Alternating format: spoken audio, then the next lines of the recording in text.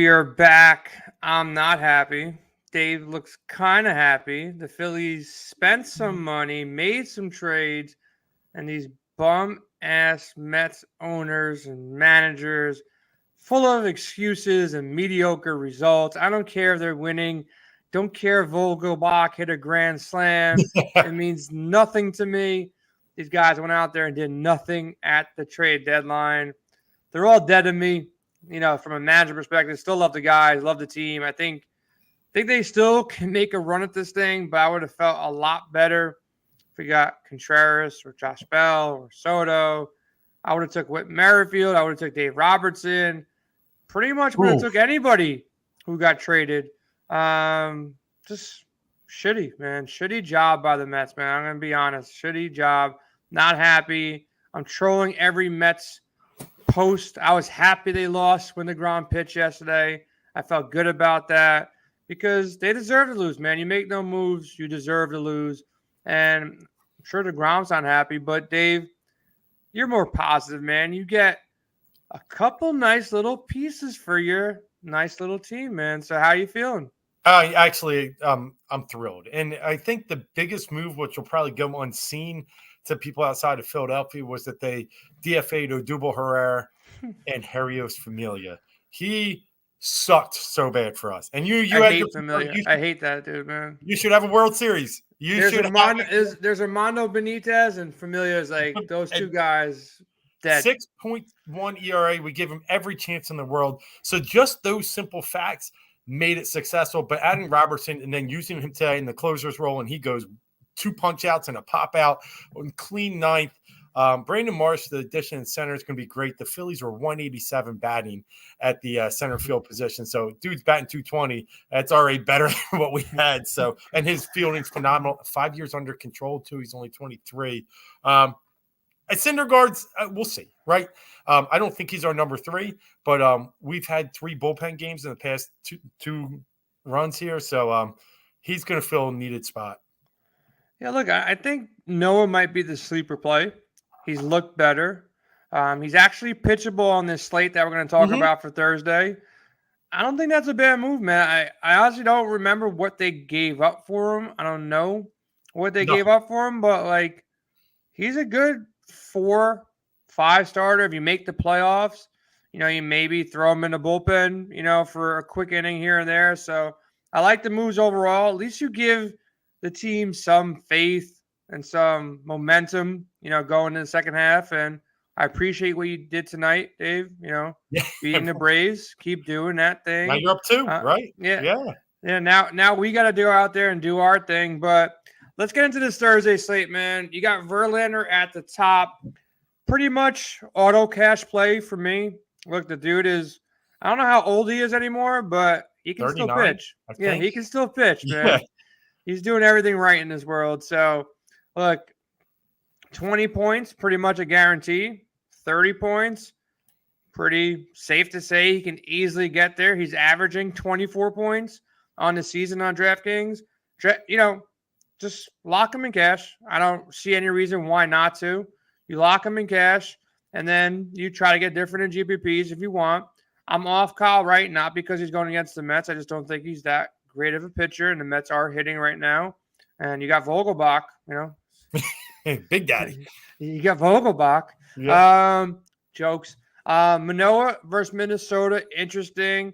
Carrasco, maybe. Dude's been cane people. I can see him for GPPs only, 9,100. Obviously, I'm paying up for Verlander if I got the extra 1,300. But talk about Manoa versus Carrasco. I'm assuming you're leaning on Manoa and picking on Minnesota and staying away from Atlanta, but I think it's closer than some people may think because Carrasco has been pretty damn good too. Yeah, I don't think it is closer than people think. I agree. I am more on the Manoa side. I mean, here's a guy that's 6th in ERA in the MLB with the 2.43. Minnesota lately just hasn't been putting the pieces together. They're a good hitting team overall in the year, but in the last 10 games, they've peaked. They're 9th in K rate, striking out about 25% of the time. And they're falling down in a lot of the key areas that we always like to look at. They're like 18th in batting average. They're just not clicking right now. And a lot of that's the injury scene. So for me, I do like Manoa. I think he's got a lot of value tomorrow night. He's just been a consistent guy, right? 11 wins on the season. I know Gossman had a great game the other night, but he's one that's been in and out. I think Manoa's been their most consistent starter on the season, averaging just about 21 DK points an outing. So I think we got a really high floor with Manoa. It's the Braves, and Carrasco has been great, and he has been punching people out, and the Braves do strike out a lot. So I do think there's value. Wheeler had a good game against them today, got the 7 Ks, 7 innings. So I think their strikeout pitchers do well against the Braves. Ohtani was having that great game against them recently, and then they scored 6 in the 8th off him. So he just went a little too long. So if he has some potential here I have him close to Manoa, but I'd probably lean Manoa. Yeah, it's pretty damn close. I think GBPs are both playable. Carrasco faced the Braves, the beginning of May, 8 innings, 6 hits, 0 earned runs, 5 Ks. But he's been pretty damn good as of late, too. He had one kind of low output K game against San Diego. Still went 5 innings, 0 earned runs. But if you take that game out, 7 Ks versus Miami, 6 Ks versus Chicago, 5 Ks against Miami again, and 8 Ks versus Texas. So he can hang in there. I can see the upside game coming from him from a team that strikes out a bunch and more righty heavy, but not a smash play like Verlander versus Cleveland, but he's definitely in play. Now, there's not much in the higher mid-range. I'm not playing Cueto. I'm not playing Sonny Gray versus Toronto. I can probably sell everybody on taking a shot at Pivetta versus Kansas City. There's no Whit Merrifield in Kansas City anymore. I can take a shot on Noah Syndergaard, going against a very watered-down Washington Nationals lineup, and I can sell you on possibly Springs versus Detroit and Quintana versus Chicago. He moves over to St. Louis in the trade deadline. So you got 4 guys between 8,200 and 6,700 that I think all fit the mold for SB2, whether it's a weaker lineup, whether it's some K upside.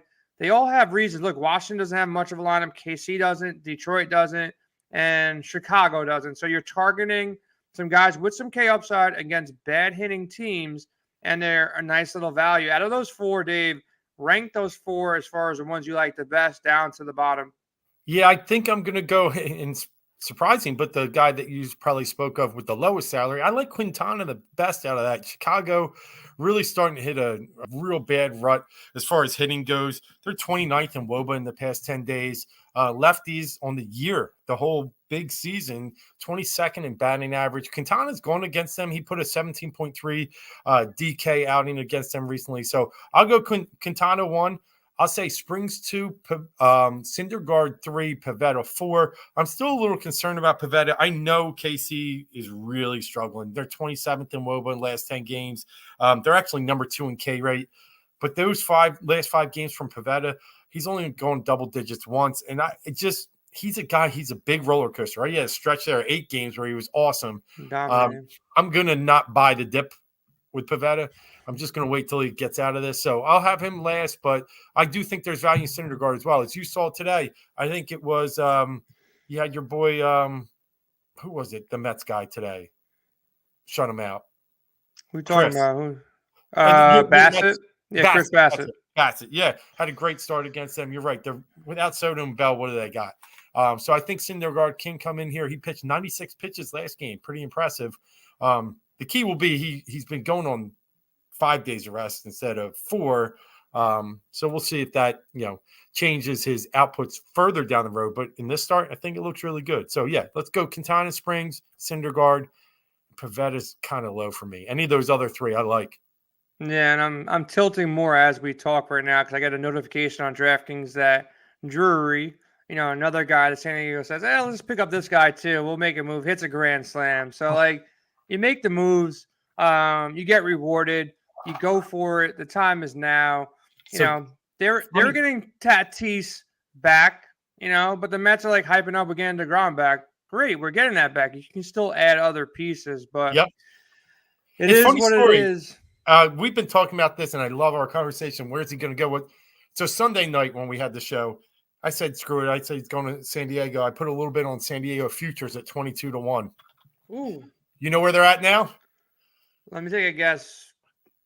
1,200. You're right there, 11.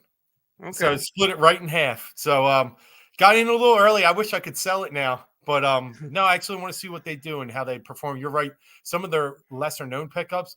I mean, he's going for it. They've made the playoffs once since this big team's been around. That was during the COVID season, so they had to go for it. And listen, you go for it, man. Like, I'm texting my friends for the Mets. Like, remember that guy? I don't know how much you follow Mets prospects, but remember Fernando Martinez? This guy was supposed to be like the next big dude, stud outfielder. I don't even think he's in the minors anymore. There was Lastings Millage. They don't want to trade this guy. He's going to be the next stud. He ends up being nothing. If you go back a little bit farther, like guys like Jason Isringhausen. I know, like later on in his career, he ended up being something, a closer. But you never know with these pitchers. You never know with these prospects, hitters, whatever the case may be. Very rarely does a prospect get all this hype and then come into the league and still maintain that hype. And if you can get a guarantee, and whoever it is, whether it's, a Soto type or a Merrifield, it never really pans out. And if you got a team to win now, I say win now and press forward. Yes. Or try to go the Atlanta Braves route and just make these sleeper moves. But you got to make some moves. Like, I don't think any team, not any team, but like you want to keep that momentum and you want to keep the clubhouse right, but like making mediocre moves just doesn't make any sense to me. Like JD Davis for Darren Ruff, it's like maybe a 1% increase, with Darren Ruff, like a little bit better. Some power, I guess. Added power, that's it. We had Darren Ruff back in the day. Like you get an older version of JD Davis. Like at least it doesn't make sense to me, but let's talk about these stacks. Let's talk about the future. Make sure you like and subscribe to the channel. We do all this content for free. It really helps out when you like and subscribe. We have a bunch of great content coming out for the NFL season. Our season-long rankings are up on WinDailySports.com.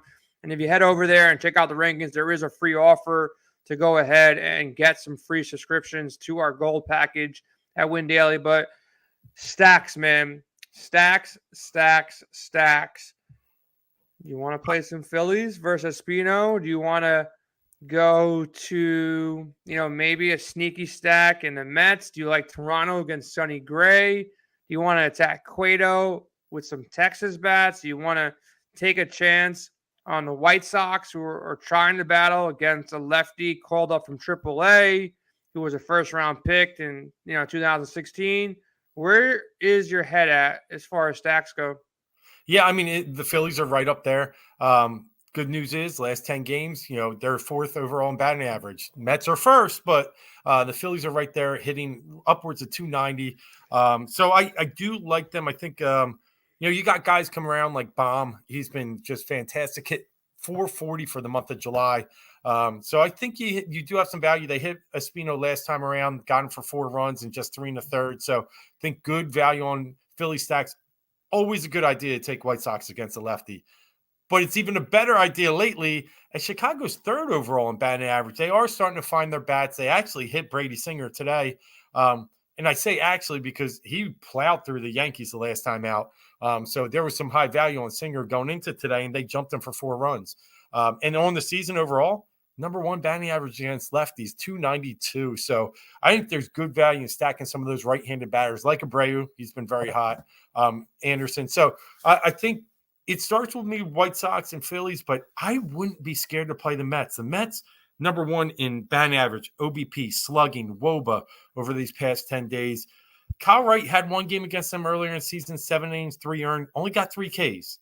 Mets don't strike out a lot. I think if they're putting balls in play, they're going to put pressure on Atlanta, and I think they're a sneaky stack too. I don't know about the Mets, man.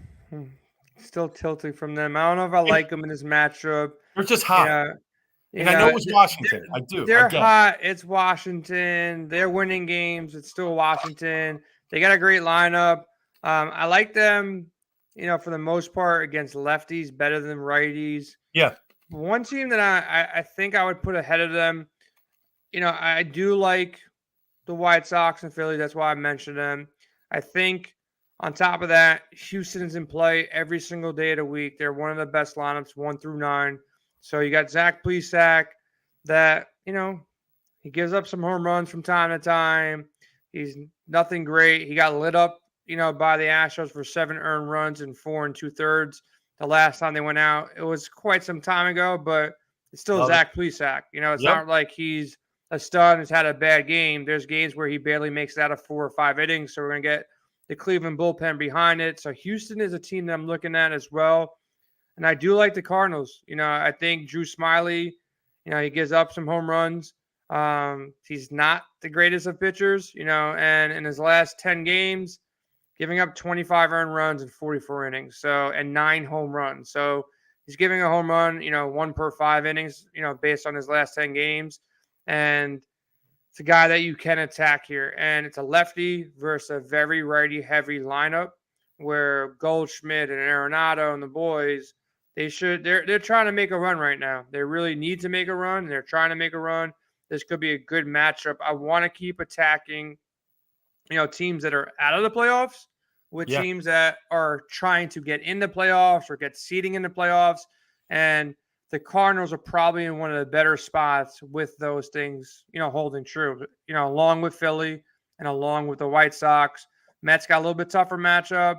And if you want to go off, maybe one of these teams that are fighting for playoffs, even though they're kind of still in contention, if Boston rolls out the right lineup, Bubik let up 2 home runs in his last game, 1 in the game before. He's let up 7 home runs in the last 56 innings. Not really home run prone, but not the best of pitchers either. I can see Boston going off, and they'll be a lot lower owned than some of these other teams as well. So Boston in play. Are you looking at any bets? It's Wednesday night. We don't got much props up, but looking at the games, anything that you're targeting here, do you think the White Sox behind Cueto, minus, I think it was minus 120 when I looked earlier. Let me check right now. Yeah, minus 130 on Cueto. Thoughts there? Quintana minus 155, a little juicy there. Manoa, though, if you like the Blue Jays like Manoa, they're only minus 125 right now against the Twins. Spring's too heavy, minus 175. If you like the Mets beating up on the Braves, Carrasco and the Mets minus 120. That line's posted as well. And then your boy Syndergaard, the Phillies are so good. They're minus 240. So I don't think you're going to go that route. But maybe a Phillies team total may be in play. Yeah, they could be in play. If I can get 3.5, I'll take it. I think that's a good number. 4.5 is probably in play too. It's just to score 4. But the key is Washington's bullpen is so bad, 6th worst in the MLB. So even if they get a Espino out early, I think they can keep tacking on. So Philly team total, I think you're on to something. I will look a little bit at Wright's K prop, looking potentially at the under. Just so you know, let me cut you off. You're not playing up your team. Your team's team total. I was kind of shocked when I saw this right now. It's 5.5. So those Phillies might be in a good. Yeah, 5.5 is like, they're expecting Espino to get blown up. I almost might want the under there at 5.5. But yeah, if you trust your team, you're getting plus 100. So it might go down to 5 or 4.5 by the time the game starts. But 5.5 is pretty hefty on them right now. But they're big favorites too. So we'll see what happens. Yeah, a little hefty. The only good thing is it's in Philly and it's 95 degrees. So the ball will be popping. So, So maybe that's why it's up. But, I'll look at Kyle Wright's K prop under. If I find that hovering around 5.5, I'm going to like it. 4.5 might get a little tricky, but I will be looking at that. And I think you're onto something there with Texas and the White Sox. 125. Texas just got swept by Baltimore. We've been talking about it each night. They threw out their best pitcher today, Perez, and somehow, some way, Baltimore just chips away and then gets the sweep. So I think Texas isn't just a complete downward spiral. And Chicago's playing a little better, and they're playing for something. They're trying to climb up that ladder. So I like that right now. That's a pretty good lean. The White Sox is my other one. Yeah, White Sox, I just looked too. They're currently the favorites to win the American League Central. They jumped ahead of the Twins there. So they're fighting, for the division there. I don't know if you saw Tony La Russa, but he was like falling asleep the other day in the first inning.